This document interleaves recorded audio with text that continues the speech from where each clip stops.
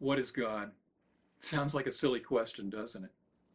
After all, we all seem to have some common vision of what we talk about when we use the word God. The bigger question for most is really, does God exist? Hi, Mark Gilbert here, and for the next few minutes, I'd like to explore this topic and perhaps shift your thinking a bit on the question of what God is. To begin to recognize that our idea of what God is has evolved as our human consciousness has evolved. So what do you think of when you hear the word God? For most of us, we conjure up the image of an old man in the sky. We see the picture of God as Michelangelo painted on the Sistine Chapel. Whether or not we believe that image to be true, that's what most of us pictured. However, here is what I'd like you to consider. As humanity evolved in its consciousness, so did its picture of what God or Spirit is. And as a related matter, so did our form of prayer, our manner of communicating with the divine. So let's look at the evolution of our idea of God using spiral dynamics worldviews. And for more info on spiral dynamics, you may want to review that video. When early humanity crossed the threshold in consciousness to the level of becoming self-aware, our ancestors lived off the land and sought basic survival. This was the beige level worldview. In time, they began to see the value in living together in clans, the purple level. And at this level of consciousness, our ancestors were in tune with the passing of seasons and their interconnectedness to nature. Their view of God was one of magical powers rising out of a nature world, and their prayers came to be in the form of seasonal rituals, full of music and rhythm and dance, giving power to the sun and the moon and the stars. Yet, as humanity evolved, individuals developed strong personal egos and sought power. This gave rise to the survival of the fittest. The kings were their servants, tribal leaders with their followers, the haves and the have-nots, the red level worldview of spiral dynamics.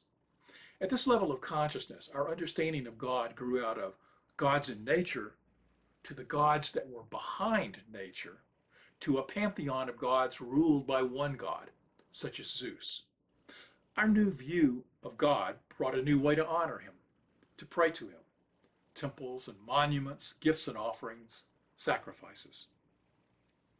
However, the sense of inequity at the tribal level led to a new level of consciousness where humanity sought order and structure and rules. Here we looked for meaning and purpose in living, and from that determined that there was a divine plan at work that was beyond our comprehension. This was the blue level worldview. And our new view of God shifted from one powerful God who ruled other gods to simply being one God.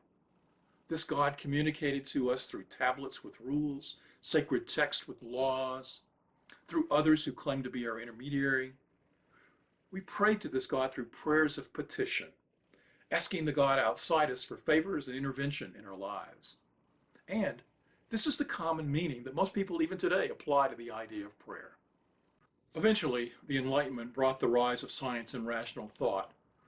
Humanity shifted its view of the world to sensing it as a machine that we could learn to control for our own benefit. Competition, technology, and material abundance, the orange level worldview, brought with it a sense that the old man God in the sky was a myth we needed to release. God was dead. Prayer is nothing more than an outdated superstition at this level. However, for many, material wealth did not satisfy us, and we sought meaning in community and relationships. We began to explore consciousness itself, turning inward to find meaning. We believed that everyone was equal and the earth was here for all of us to share, the green level worldview. We released formal religious dogma and sought to become spiritual, but not religious. God was resurrected, but not as an external being, not the old sky God, but rather God became a unity, a unified field of energy, an underlying intelligent force that pervaded everything. And how do you communicate with an intelligent field of energy? You direct its flow as it moves through you. You see the power in your thoughts of consciousness and consciously work to direct that power.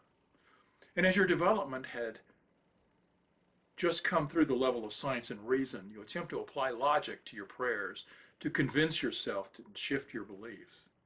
Prayer is now an affirmative statement of truth, placed into the infinite field of possibilities, collapsing the quantum uncertainties in a desired direction. By now, you've probably stopped and considered where you are in this evolutionary process. In 21st century America, most of us fall into one of three general categories in our belief of God and prayer. Either one, God is an external being to whom we pray. Two, God is a myth and prayer is a superstition. Or three, God's an intelligent power that we can tap via our consciousness. Robert Wright outlined in great detail how our view of God has changed in his bestseller, The Evolution of God. There were several key points that he made that are worth listing here. First, God doesn't evolve. We do. Secondly, our perception of God changes as our cultural needs change. And third, there's a continuous direction towards the world and our lives being more positive as they change over time. In other words, things are always getting better. In fact, Wright sees this positive trend as potential evidence of a divine power when he says, quote, "If history naturally pushes people toward moral improvement, toward moral truth, and their God, as they conceive their God, grows accordingly, becoming morally richer, then maybe this growth is evidence of some higher purpose.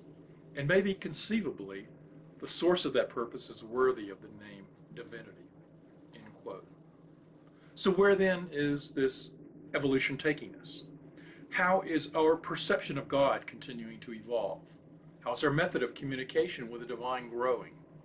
It's my belief that both mystics and spiral dynamics are pointing in the same direction. Humanity is moving towards a great leap in consciousness. At this new level, we see the interconnectedness of all of nature. We understand its natural systems and flows. We begin to see our individual self as part of a greater self, the conscious spiritual whole, where everything is part of one great living system, where we value all religions and all spiritual paths, seeing their necessity to bringing us to this point on our journey, where we live in wonder, awe, unity, harmony, and love. As we discussed in the video on our spiritual evolutionary path, evolution's arrow is returning us all back home. Our consciousness is evolving back to an awareness of its unity with the divine, the One. Until next time.